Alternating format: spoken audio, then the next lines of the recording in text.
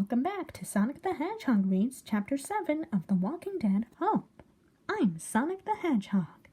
Now let's continue where we left off.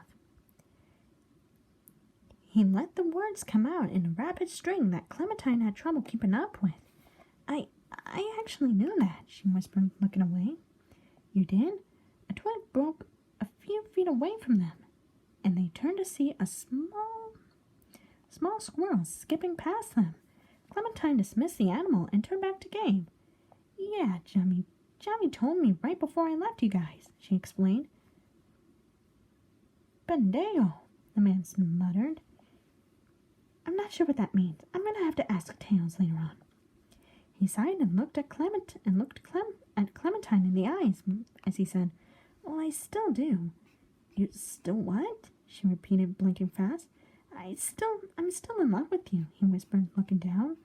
Clem stood silent for a few seconds, proceeding the information. Gabe's still in love with me, she thought. Incredulously, crossing her arms and frowned. You do know I'm married, right? I know, but you and I both know we made more sense than you guys, he claimed, to which Clementine scoffed. Excuse me?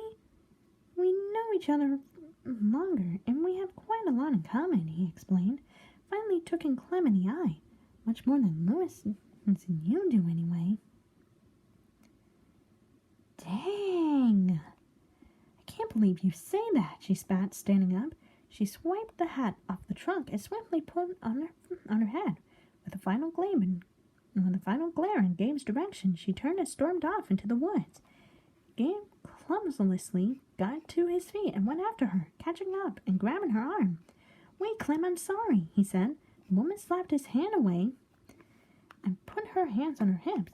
Leave me alone, Gabe, she suggested, her tone dangerously low. I just need some time to think. Respecting her owner, Gabriel backed off and let her storm deeper into the woods. He stood there, watching her walk away, and cursed himself. Walking back into their little makeshift camp, he sat down beside his rifle and buried his face in his hands. That's you stupid, Gabriel, he muttered. I'm still in love with you, idiot. He berated himself. He contemplated the ramifications of his little stunt, trying to come up with a way to make things right. With every possible outcome he foresaw, none helped his situation. He sulked for a few minutes, respecting Clementine's wish to be left alone. Maybe this is for the best, he thought. Now you know she doesn't want you. Yeah, but now she might hate me, he countered. His rambling thoughts were cut short when a piercing scream tore through the forest. He got to his feet and ran in the direction of the sound, his rifle secured in his hands. That came from Clem's direction, he realized with a jolt. He willed his legs to go faster, zigzagging through the trees of shrubbery. He arrived at a clearing much smaller than the first. Looking around, he saw no signs of a struggle. Through the trees, he could see no one at first glance.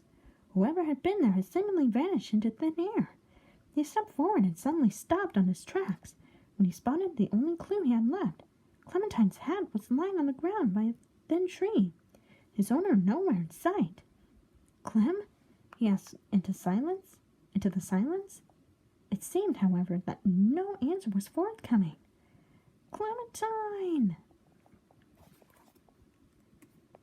And that was Chapter 7 of The Walking Dead Hope, The Walking Dead fan fiction written by Goofy Gomez. What do I think of it? I actually find this chapter to be really nice. Both the paragraph structuring and sentence structuring were really nicely done. Now, I personally between you and me, I'm not sure how this with Gabe and Clementine will work. I think Clementine and Louis work a heck of a lot better. No offense, Gabe. No offense. And, with Clementine go missing, oh man, that almost got me. That almost gave me a heart attack there. Oh Clementine, I'm not sure what's happening in Clementine at the moment, but I surely hope that Clem makes it out of there alive and well. And as for Gabe's part, he did admit that he still loves Clementine, and I think he kind of made a bad move there. Clementine is still married to Louis, well, in the fan fiction anyway. Well, Gabe, sorry, man, but you kind of are in the third wheel for this one. Yeah, but overall, I actually like the suspense in the ending of this chapter. And for the squirrel being pierced by the arrow, that's... Ooh. I'm personally, between you and me, I'm glad Sally's not in this. I'm glad Sally isn't here. Otherwise, she would probably faint. But anyways, other than that, this chapter is amazing. And so far, the story is really good. Now, what do you all think of this chapter? Did you all like it or did you not? Feel free to let me know in the comment section down below. And are you enjoying the story so far or are you not enjoying it? Don't forget to let me know in the comment section down below. Well, I better get going and make some dinner. I'm thinking maybe some chili dogs will do. You know me, I'm a true blue hero who loves chili dogs. But thank you all very much for watching. This is Sonic the Hedgehog signing off. See ya.